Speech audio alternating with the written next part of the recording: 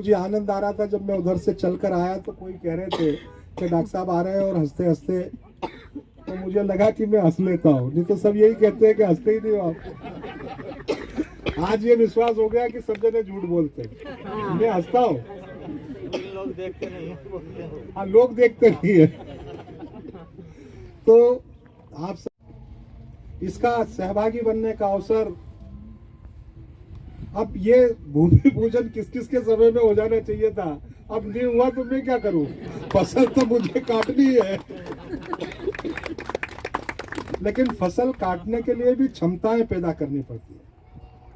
क्यों नहीं बनी खाचरोद नागदा सड़क, अब क्यों बन गई 2 महीने में?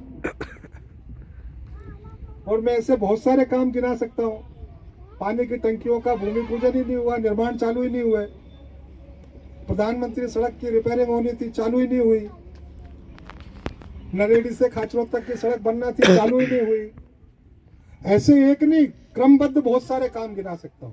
आज हम एक स्कूल का नहीं कर रहे, एक स्कूल का भूमि पूजन और करेंगे। ऐसे बहुत सारे पेंडिंग काम जिनको मैंने अभी चुनौती के रूप में लिया है, और उन सारे कामों को ठीक से, विरले लोग ही होते हैं जिनकी मेहनत पर कई बार उनकी पत्नियों को, बहन को, माताओं को राजनीतिक क्षेत्र में बढ़ने का अवसर मिलता है।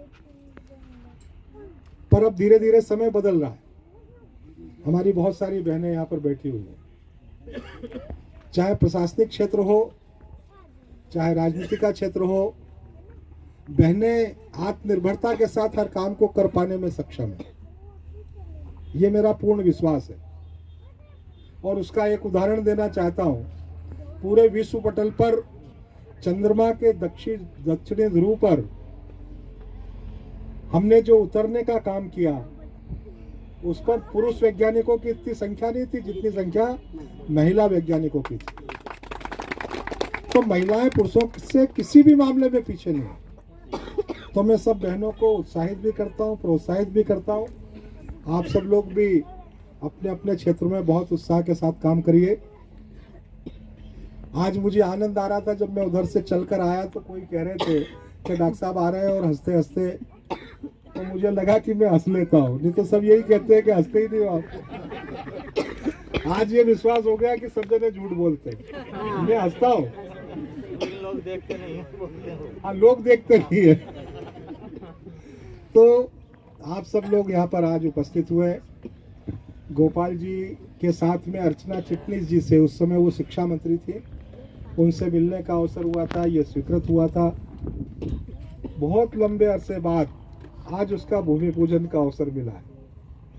अब यहाँ भी मुझे आनंद का विषय आ रहा है। आपने कहा हंसने की बात है ना, ये तो भाग्य की बात है कि मैं कार सेवक था, और अब जब अयोध्या में भगवान श्री राम का मंदिर बनकर तैयार हो गया और वहां पर रामलला को विराजमान किया गया, तो मैं उस समय विधायक हूं। अब ये सारा उत्साह, सारा त्योहार, सारा उत्सव, इसका सहभागी बनने का अवसर, अब ये भूमि पूजन किस किस के समय में हो जाना चाहिए था, अब नहीं हुआ तो मैं क्या करूं, फसल तो मुझे काटनी है। लेकिन फसल काटने के लिए भी क्षमताएं पैदा करनी पड़ती है। क्यों नहीं बनी खाचरोद नागदा सड़क, अब क्यों बन गई 2 महीने में? और मैं ऐसे बहुत सारे काम गिना सकता हूं।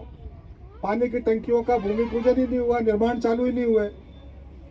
प्रधानमंत्री सड़क की रिपेयरिंग होनी थी, चालू ही नहीं हुई। नरेड़ी से खाचरोद तक की सड़क बनना थी, चालू ही नहीं हुई। ऐसे एक नहीं, क्रमबद्ध बहुत सारे काम गिना सकता हूँ। आज हम एक स्कूल का नहीं कर रहे, एक स्कूल का भूमि पूजन और करेंगे। ऐसे बहुत सारे पेंडिंग काम जिनको मैंने अभी चुनौती के रूप में लिया है, और उन सारे कामों को ठीक से हम प्रारंभ करवा लें और बहुत जल्दी वो लोगों के दिखने में आ जाए, अस्तित्व में आ जाए और लोगों का उसको लाभ मिलने लगे, ऐसा मेरा प्रयास है।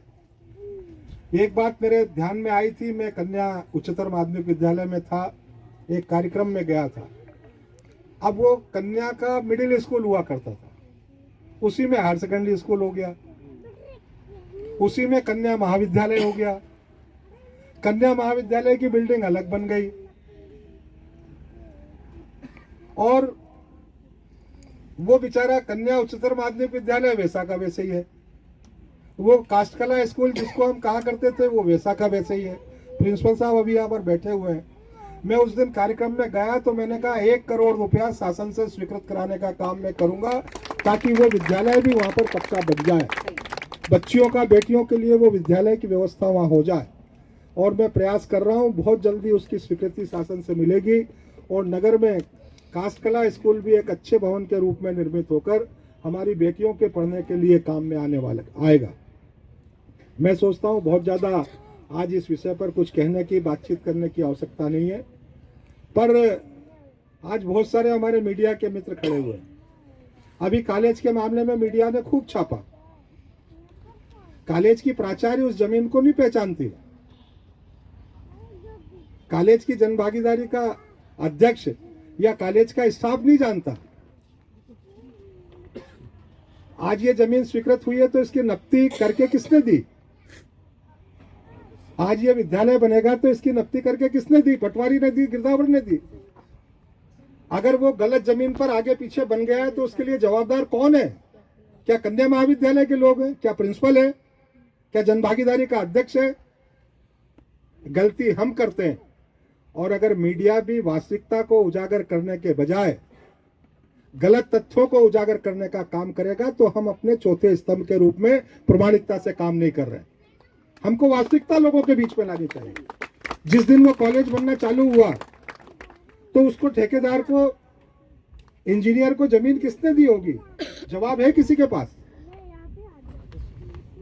सरकारी भवन बन रहा है, कोई मेरा मकान नहीं बन रहा, कोई आपका मकान नहीं बन रहा, किसी का मकान नहीं बन रहा, उसमें अतिक्रमण की बात कहां आ गई?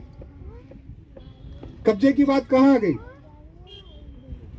मुझे नहीं पता 25,000 स्क्वायर फीट जमीन है या 16,000 स्क्वायर फीट जमीन है, लेकिन अगर 25,000 स्क्वायर फीट जमीन थी तो 16,000 पर ही क्यों बनवाया, क्यों नाप के दिया? उसका पूरा सीमांकन क्यों नहीं हुआ? इसके लिए भी दोषी कौन है? वही प्रशासन है। तो मेरा आज मुझे बात करने का अवसर मिला है तो मैं मीडिया से भी आज मुखातिब होकर ये बात कह रहा हूं। ये सही बातें लोगों के बीच में जाना चाहिए, वास्तविकताएं लोगों के बीच में जाना चाहिए। मैं आज आपको इस अवसर पर इस प्राथमिक विद्यालय के निर्माण का भूमि पूजन अपन कर रहे हैं। मोहल्ले के वासियों को मैं बहुत सारी शुभकामनाएं देता हूं, बधाई देता हूं और आप सब लोगों को विश्वास दिलाता हूं। चुनाव होने के बाद मुझे आप लोगों के बीच में पहली बार आने का अवसर मिला है। मैं आपके विश्वास पर हमेशा खरा उतरूंगा, आपके विश्वास को कभी समाप्त नहीं होने दूंगा।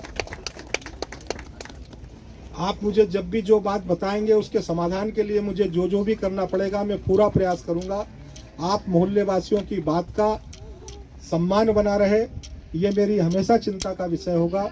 और एक जनप्रतिनिधि के नाते मेरा कार्यकाल 5 साल बाद खत्म हो जाएगा, लेकिन एक बार आपने मुझे आशीर्वाद इस रूप में दिया है, जीवन पर्यंत मैं आपकी सेवा करूंगा। आप सब लोगों के स्नेह के लिए नमस्कार, धन्यवाद, आप सबका अभिनंदन।